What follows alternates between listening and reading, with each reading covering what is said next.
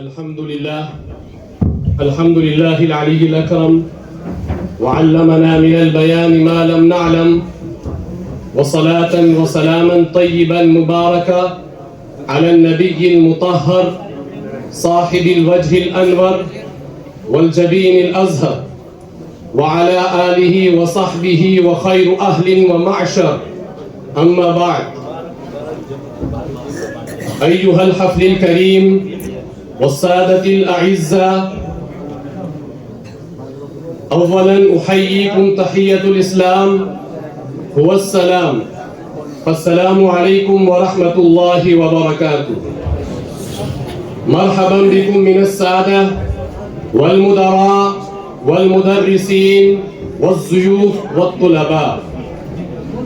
نشكركم لمشاركتكم في فرحتنا، طبتم وطاب من شأنكم وتبوأكم من الجنة مقعدها.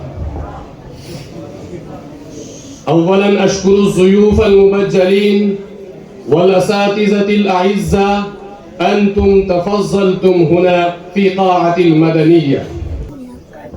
الحمد لله رب العالمين، والصلاة والسلام على سيدنا محمد وعلى آله وأصحابه أجمعين. أما بعد، أعوذ بالله من الشيطان الرجيم. بسم الله الرحمن الرحيم. إنما يخشى الله من عباده العلماء. وقال النبي صلى الله عليه وسلم: خير الناس أنفعهم للناس. 50 عاما من العلم والعطاء. صاحب الفضيلة أستاذ الأساتذة الشيخ غلام قادر حفظه الله ورعاه، مؤسس الجامعة إسلامية ضياء العلوم بودس جمو وكشمير. أولا أحييكم تحية الإسلام، وتحية السلام هو السلام، فالسلام عليكم ورحمة الله وبركاته.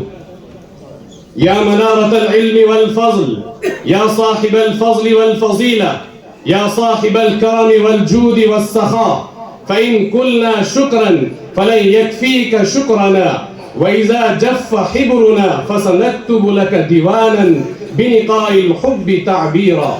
نبعث إلى شخصيتك الكريمة بأحر وأجمل وأطيب تحياتنا، بكل مودة ومحبة وإخلاص، شاكرين لك كل ما قدمته لنا من العلوم والمعارف، وكل النصائح الغالية التي نصحتنا بها.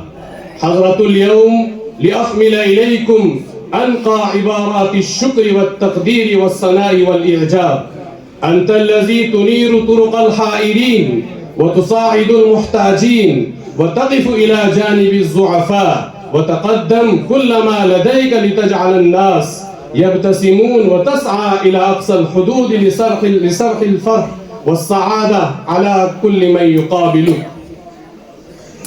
يا منارة العلم والفضل، أتقدم إليكم بأسمى عبارات الحب والتقدير والامتنان على كل ما قدمته لنا طوال فترة خدمتك على هذه المؤسسة العلمية. اليوم القمر يبتسم لك، والنجوم مزدانة بالجد والمصابرة التي حققتها آمالك، وها هو تاج العلم قد توجت به، وقد نلت ما ترجو من تعب الليالي. تستحق والله بالذي حققته أروع الهدايا بأغلى الأثمان.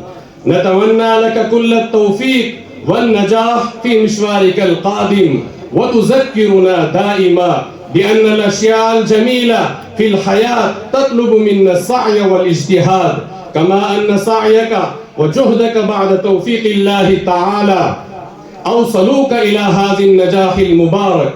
إن الشهادة التي حصلت عليها تاج الفخر الذي سنحمله جميعا، فهنيئا لنا بك وهنيئا لنا بها.